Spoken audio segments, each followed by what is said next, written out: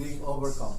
Is that right? Yes, sir. Every mine has a problem, whether from dissidents, from your shareholders, from just about from anybody. It's so big, and maybe Tom can add.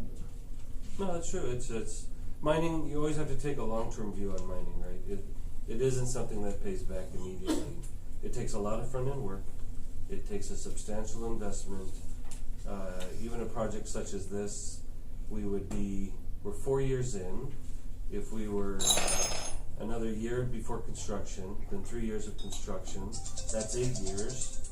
And then you start production, you really don't start seeing positive revenue till year 12 or 13, if you look to the start of it to when you can actually get your first revenue. So you have to take a very long-term view. And it has to be, you're only going to build the project if it's right. It has to be right for the country. It has to make sense to the policies of the country.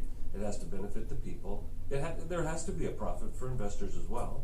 But it's that combination of all of that. And if you have affected IPs, if you have distressed areas, you need economic diversity, such as Mr. Gillespie talked about after the impact of Pablo.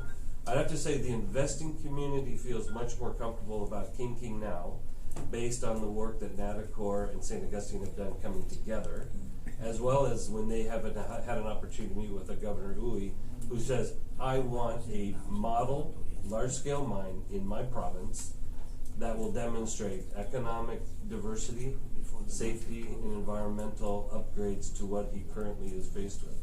And when they hear those messages from him and the local LGUs, that gives them much more confidence that maybe the time is coming for the Philippines to try to build a really good mine that satisfies most people's requirements.